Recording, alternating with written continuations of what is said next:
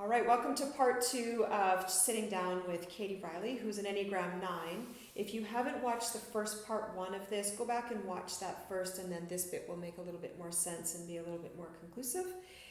So I want to pick it up again to ask Katie a couple of more questions, and then I want to dive into what the 3 different Enneagram Type 9s look like when you start to blend the instinct of self-preservation, social, and one-to-one bonding. And maybe we can try to give a little guess which one Katie is. So a couple more questions, Katie. This one, and I think you have a good example to maybe highlight this. How does it look when, or do you tend to put yourself, or put others ahead of yourself? And if you do that, what does that look like, putting others ahead of you? Because that's a real 9 thing to do. There's a lot of different ways that can look for me, and it can be as simple as me not drinking water for 8 hours because I have to do this thing, then I have to do that thing for the whole day. So whether it's at work, because there's so many things that need doing for the business to work, or for my staff to work, for customers to get served, for all the bits and pieces to work well, might mean that I need to insert myself here, and then I need to be here, then I need to be here, and then before you know it, the end of the day is arriving and I've not had a glass of water. It could be that I'm opening after COVID, I schedule all the staff, but don't schedule myself, so it's just turn up where possible, which can screw me a little bit, but it also kind of opened me up a little bit, is that I relaxed a bit in some, like, on reflection. I kind of looked and thought, oh, well, maybe I don't have to turn up as we open that day. So it kind of gave a little bit of flexibility. But yeah, totally forgot myself. Didn't include me. So putting others in front of yourself, scheduling everyone but you, and then you just showing up where the need is. Yeah. But it's not uncommon for me, especially when it comes to scheduling, for me to not have a lunch break, or for me to have to lock myself in a room to do it. And it's not because it's necessarily difficult to write 10 names in 10 different slots, but because I am the type of person who's like, well, do they want to work a closed shift there? Or should I put them on, and it's that kind of thinking from, what does everybody else want? The mother bear. And it's like, no, it's a job, and these are the shifts, but it's really hard for me to think that way. And that's interesting because one of the ways that if you're wondering if you are a 9, one thing that 9s really appreciate and love is routine and consistency. So that kind of goes against that a little bit, doesn't it? I mean, it certainly plays into putting others ahead of yourself. It plays into I'll fill the need wherever that is, but it doesn't really serve well for the love of routine and things being the same. I remember when we were in the teacher training, we would be in this room, and Katie would almost always get here at the exact same time as me. Our cars would pull in just like we had synchronized it, or she'd be slightly before me. And I think after about the second weekend, I was starting to inquire, like, oh, you appreciate being early and you like being on time. And as we dove into that a little bit deeper, what it became about was the spot in the room for you, right? And so Katie would come with beautiful, comfortable things. Like, you had this lovely poof pillow that you would sit on, and you would have all of your kind of comfy things, and that's a 9 thing too. My daughter Marley, the one that didn't want to move to the condo, loves blankets, and it's a joke in our family that, if you just want to get her a gift, get her a hoodie or a blanket. And she's got a collection of both, because they like the physicality of things around them and the comforts of home with them when they're not at home. And Katie would come and park herself in the same spot.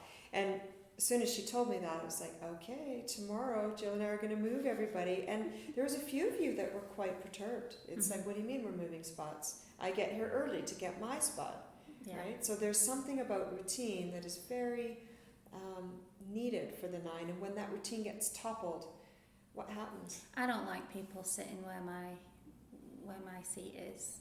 Definitely, yeah. Is it good for you though?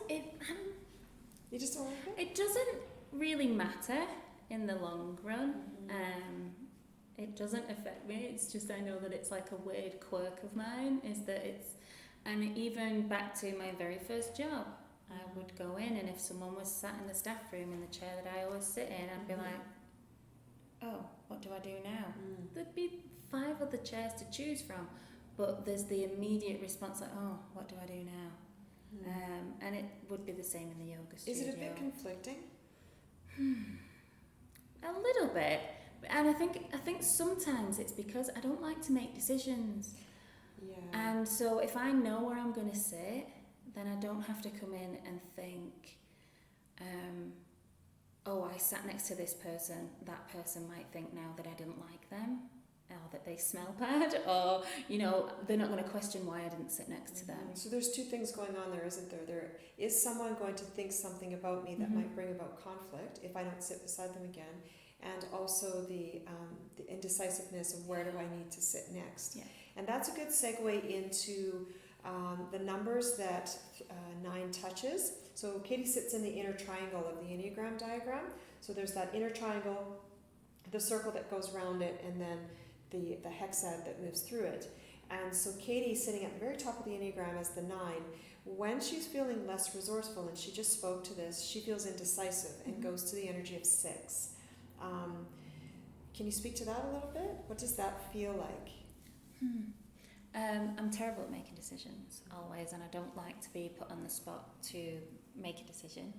And so that gets frustrating for a lot of people, especially my husband, who we're fairly confident is a 6. So that can get a little chaotic when deciding what to have for dinner.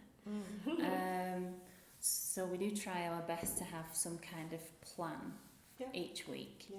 Doesn't always work out Which that would way. play well into the routine, right? But usually, if we know what's coming, we're both a little happier. Yeah.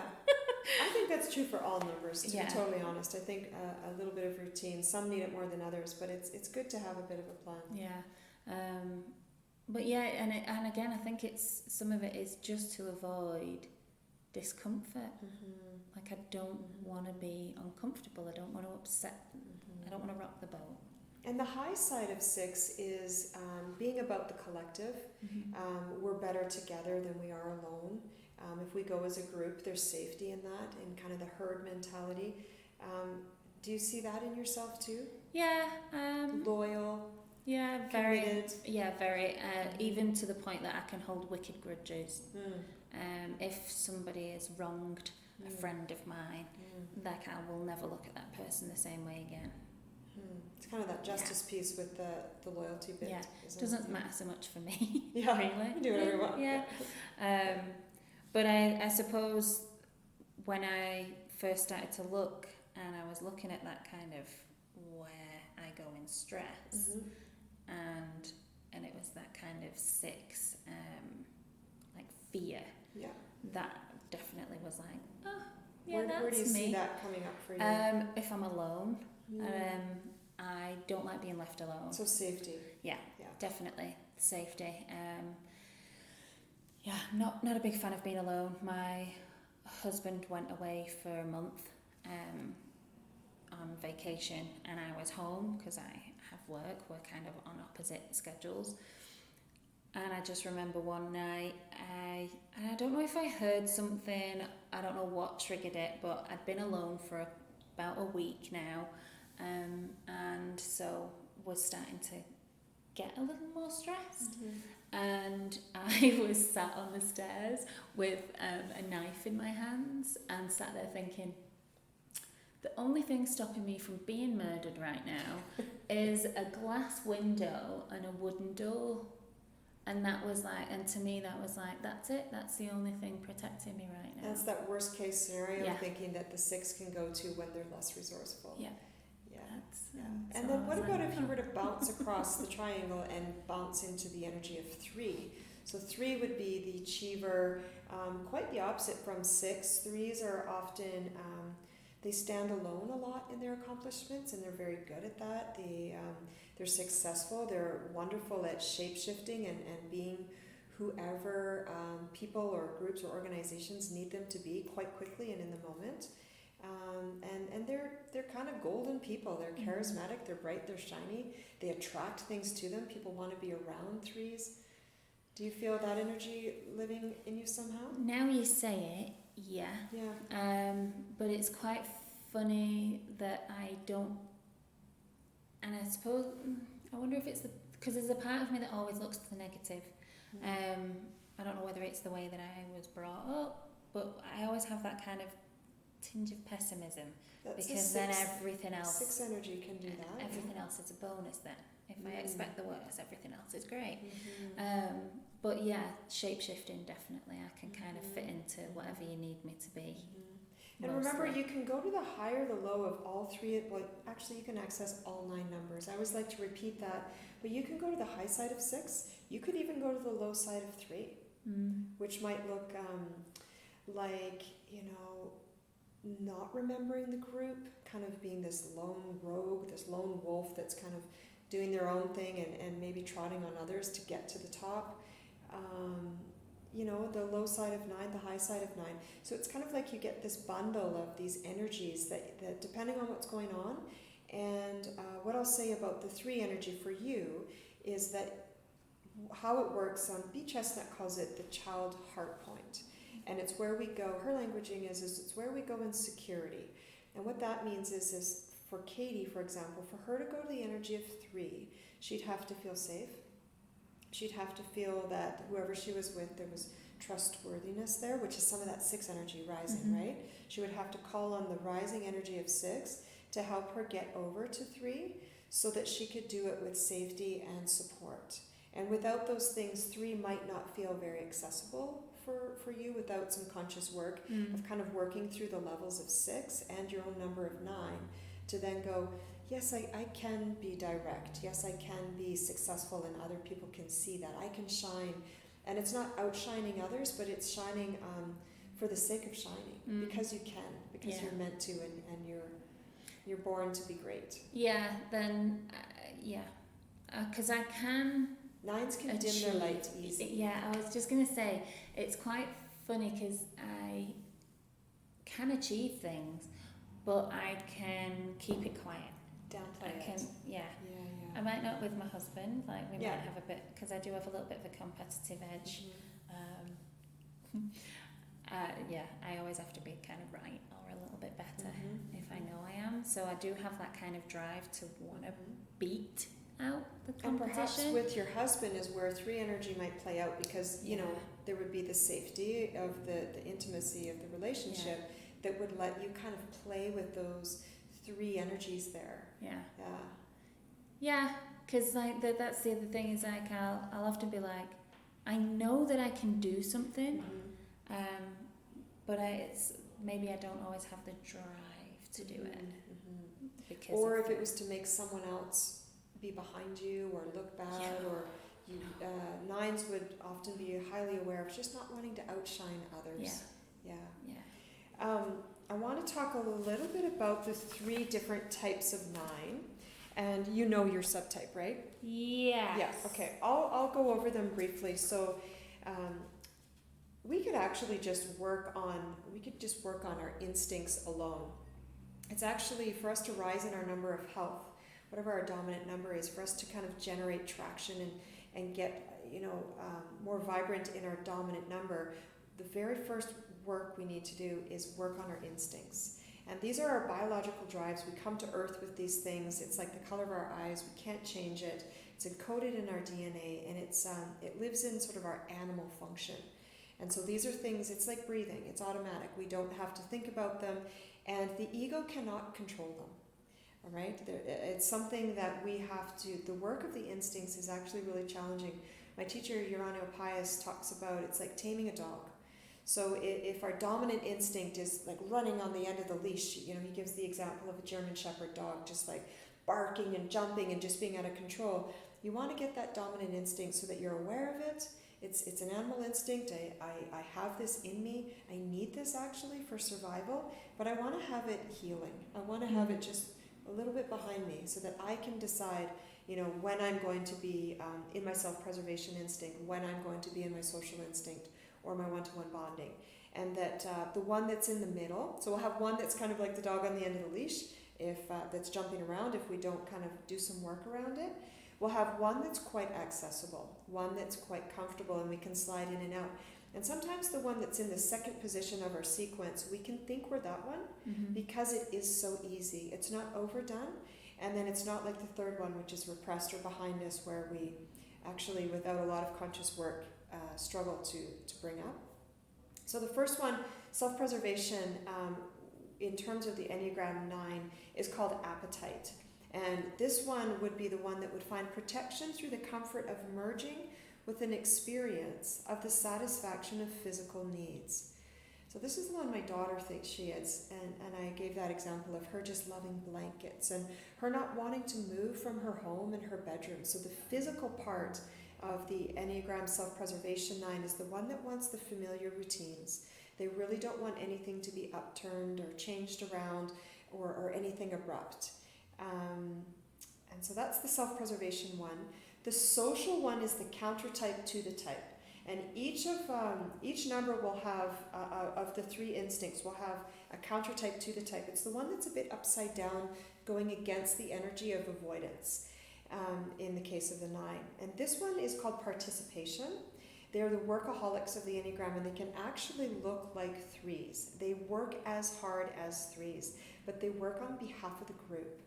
They merge with the group, and they express their slothness through merging with being pretty loyal to the group and trying to bring the group rising up, but almost to the detriment to themselves, where they forget themselves. They really want to see the groups win. They want to see the whole group succeed.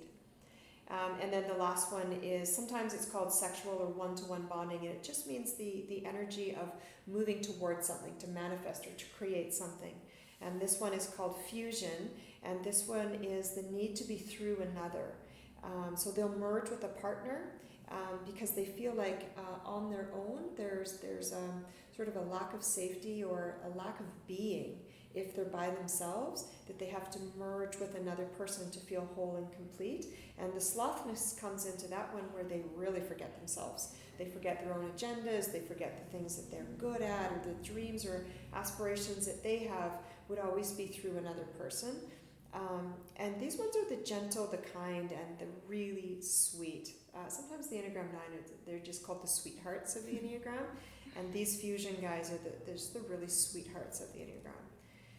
So big reveal, Katie, which one sounds like you? Or let us know which one feels repressed, overdone, repressed. And easy. Repressed is definitely self-preservation for me.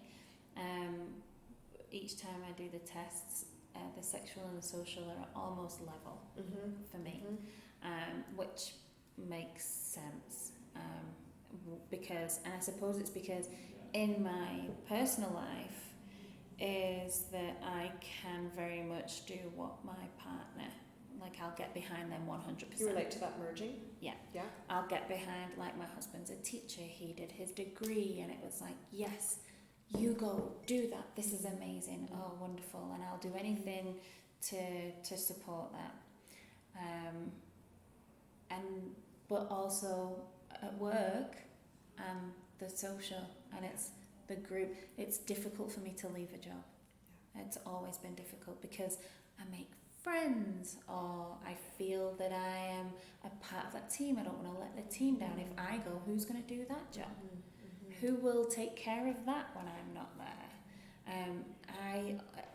It's almost like I inflate my own role, as much as I'm very much like we're all replaceable, because we are essentially in any workplace that's not your own business. But in my head, I'm like, well, if I'm not there to do that, then what happens? That letting people down a bit. Yeah. So do you feel like the so social those one is two, I think, often for you? kind of teeter-totter. Yeah. And that's really common. That's really common to have the one that's in the first sequence and the second one to just work together like that. And it can be difficult to determine which one is overdone or which one is the dog, yanking on the end of the leash. I'm the same way, but I'm with self-preservation and sexual. Right. Social is my repressed one, and that's the one that I really have to work on. I want to add one little piece to that, and maybe you can speak to this. When we work on our repressed instinct, and that is a whole journey all on its own. Like, we could really dedicate a great deal of time to really working on our repressed instinct, because remember, without starting first with the instinct, we fail to rise. We have to begin there. It doesn't matter what your number is. When we work on the repressed instinct, so for myself, when I put myself in a social situation, which isn't always my favorite thing, it's challenging for me. It's a little bit like writing with my left hand. I'm awkward. I'm an awkward social person. I'm far better one-on-one or left to my own devices. But when I'm social, I just feel like all the colors are brighter. The world is a wonderful place to be in. I'm a part of it. I'm not just this, part over here that doesn't fit in. I'm actually a part of something greater than myself. And everything just rises for me. What does it feel like for you when you tap into the self-preservation instinct in a healthy way, when you don't forget it? Everything feels like it runs more smoothly, but it's a lot of work. It is. It's like writing with your left hand if you're right-handed, isn't it? And so I don't do it often. Yeah. Like, it's like, oh gosh, it's such hard work to get myself motivated to do any kind of work around it. It usually happens by accident or because I gotten to a point where it's like something has to change.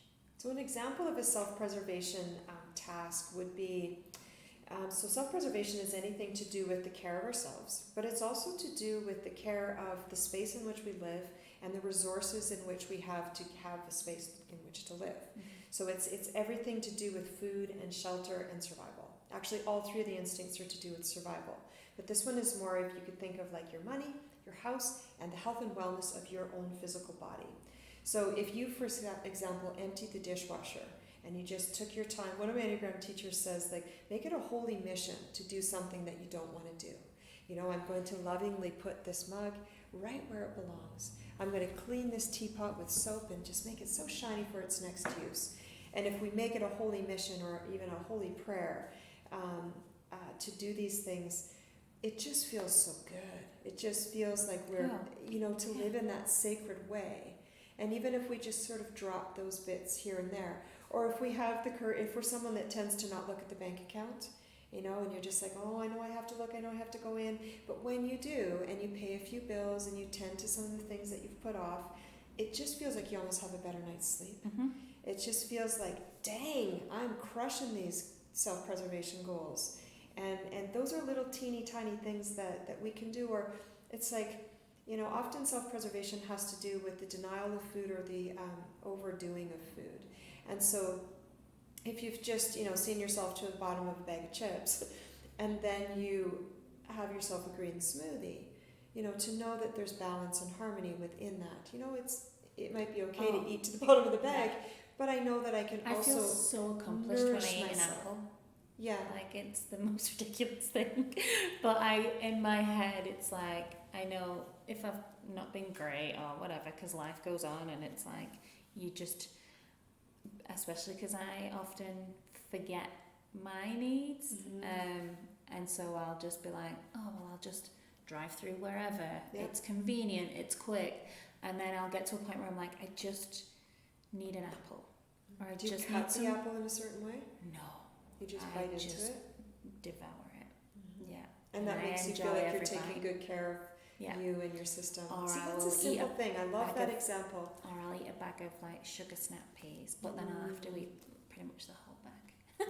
But then that doesn't feel as bad. But it doesn't feel as bad because it's not a bag of chips. Yeah. But yeah, anything that I can do, which, if I'm honest, tends to be a small thing, like, because the big things are too big. Yeah, and they feel too overwhelming. Yeah. Yeah. One thing that's good for all numbers, but especially good for nines, is prioritizing. And to wake up first thing in the morning. And this is a good practice for fours and ones as well, because the inner critic in the one and the fours emotions can kind of run, in the front and kind of get the today's list of things to do can get away from you. And the nines just feel like everything's important. They can't decide. And so to actually write down everything I need to do in a day and give them a number, okay, this is done, I've got to get that done. That's number one. This one, I'll maybe put that as a 7, and to figure that out and maybe carry that bit of paper with you throughout the day to figure out how I'm going to make my way through, so that you don't end up at the end of the day going, I took care of everybody else but me. Yeah.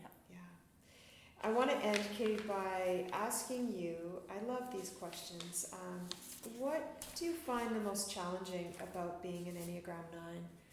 Where do you run into the most mud? My home. Your home? Yeah. And that plays into the self-preservation bit, maybe. Yeah. Like, because it's just that part of me that I can put my blinders on and ignore everything. But I know it's there. Like, there's so many things that I need to do, whether it's that I put the laundry away, actually stack and unload the dishwasher, buy proper groceries, like all those just kind of like basic almost needs I just don't care about, don't want to do. But it bothers me. I'm always in my head, I'm always like, I just need to clean enough so I can hire a cleaner. And then That's the thing about a cleaner, right? I actually Yeah. don't have a cleaner anymore because it was so much work for Kyle and the kids and I to clean up before she came. Yeah. And then I thought, this is ridiculous. We can just be doing this on our own, or mobilize your children to get them to put things away. But yeah, that is. I remember one putting time myself first. You said to me that somebody in your family gave you like a fridge magnet or some sort of a plaque or something that said you have a floored robe. Oh, that's my key ring. Oh, you have it on a key ring. Yeah. So I have a few things. She has it right here. She's going to show us. Oh, a bit of everything. I got some. She just pulled a whole bunch of things out of her Mary Poppins bag behind her. Oh God, I don't know why I've got those. So yeah. Alright. Floor robe. A form of storage for clothes which requires no hangers, drawers or effort. I need to get dressed, let me pick something off the floor robe. And that's very me. I have what my sister bought me. And I have a little plaque that my mum bought me that is, if the floor is full, please hang it up. That's so that's my been entire... a theme long enough throughout your life that people in your life start to give you things like plaques and keychains to kind of crack little jokes about some of your habits. Yeah. Oh, my mum would regularly, growing up, would be like, if you don't tidy your bedroom, I'm going to throw it all out. Like, and did that work? No, there were several times that I just lived out of garbage bags for a few months. And does that bug you? No, it doesn't. No. Okay.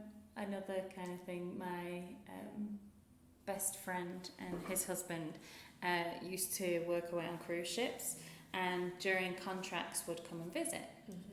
And in between one particular contract, it was quite a long time, I think it was a few months, they actually lived with me, and they arrived from Australia, so not a short flight, to the UK.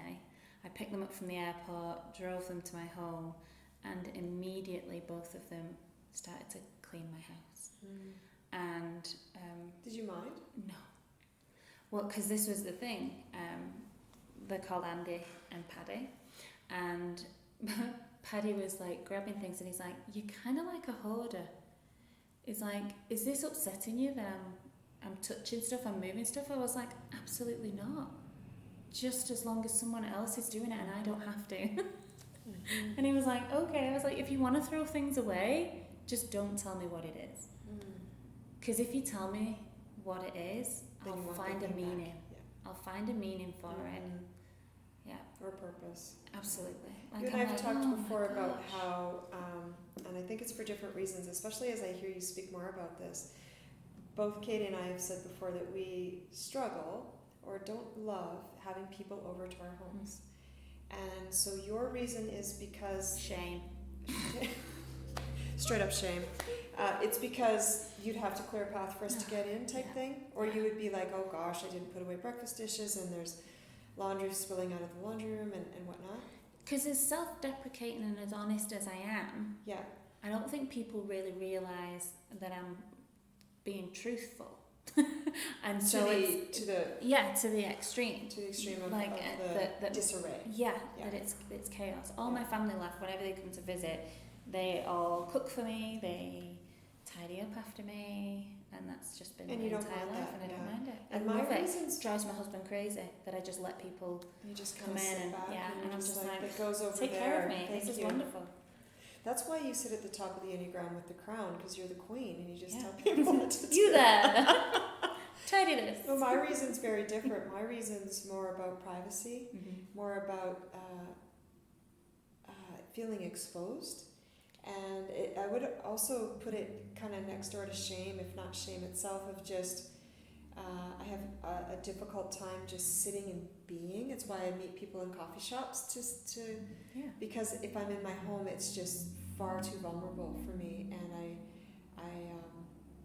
I feel like there's more that I should be doing, and I kind of get into the busy work to avoid just sitting and relaxing with whoever I've had over. So that is one thing I'm working on, is having people over to my home more, and I've been doing it during COVID, and it helps to kind of lift up my social instinct a bit. But do you see how two things can be very the same on the top visually? Yeah. But underneath there's very different drivers of what's actually going on, because I would die a million deaths if my house was messy and you came over and folded my laundry. I would die. It would be very embarrassing for me, whereas you would be if I was over at your house, and if say I was your sister, and there was that trust and that family bond. Yeah. If I started to fold your socks and put your pants away and clean your dishes, you wouldn't care. No. I would. Very different story for me. Yeah. So that's fascinating.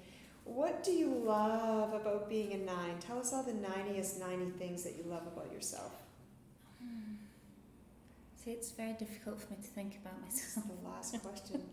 I'm not going to speak for you. I could list a long list of things. Don't go off what other people told you. What do you love about you?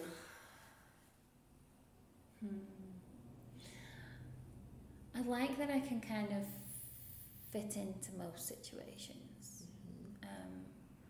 But I also like that I can do things alone and just be comfortable. I like to find comfort wherever I can. I don't know if that's necessarily a good thing or a bad thing. As I say, I don't really like to think about myself positively.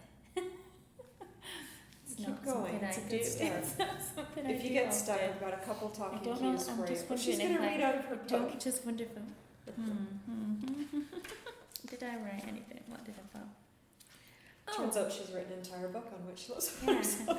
I love okay. So I suppose the fact that I am very grounded is that it does mean that I get to have good conversations with people. I'd like to think that I'm very accepting of other people, regardless. And I don't know whether that is because of the wound, that unconditional love was questioned early on. So I don't know whether I necessarily strive to make people feel unconditionally accepted, or whether it's just a natural part of my development.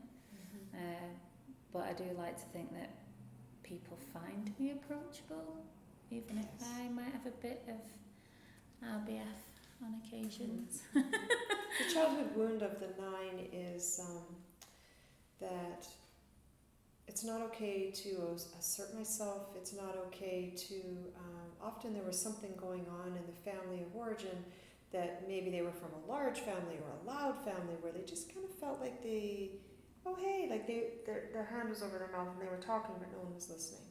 So to be heard, to be seen, and to be understood was not always there for the little 9. And so they just kind of went inside and thought that's for other people. And I maybe, to assert me or to insert myself, both of those things, is just not okay. Yeah. And I'm from a huge family, and we're all very loud. And I can be that person. I can be very loud physically, not necessarily vocally, but like I'm usually seen. Yeah. But yeah, and I wouldn't even say that it was necessarily competitive, but I do notice that I will just be like, oh, they're talking. And I can wait my turn. Yeah, definitely. Yeah, there's a grace and an elegance about an Enneagram 9. Is that the end of your list then? Are you... Probably. Just going to look back in your book.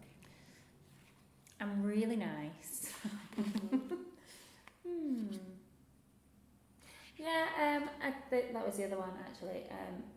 Being able to just go along for the ride can be quite enjoyable as well. Like just going, whatever you want to do, opens me up to some fun things. I've often thought 9s are watery. Yeah. Right? They can flow this way, they can flow that way, they're very mobile with themselves and with others, and they can kind of morph and change, and that's a bit of the 3 energy too, right? Yeah. 3s are good morphers and kind of being what they need in different ways, but it's similar. So I've always just thought of 9s as being watery, and also the water element is adaptable, goes with the flow, and emotional.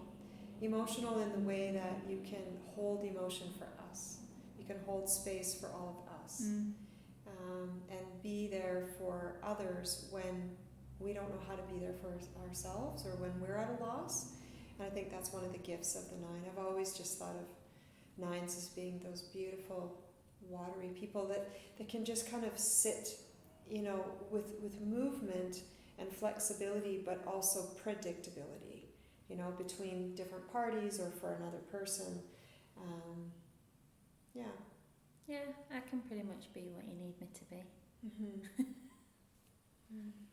Well, thank you, Miss Katie Fletcher Riley, for joining me today. Anything final that you want to say, or anything you're up to or excited about in the middle of COVID?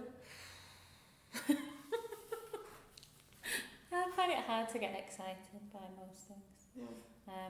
It's another 9 thing. Yeah, but equanimity is like my... Yes. I like to stay very smooth. Yeah. I'm enjoying being back at work, very much so.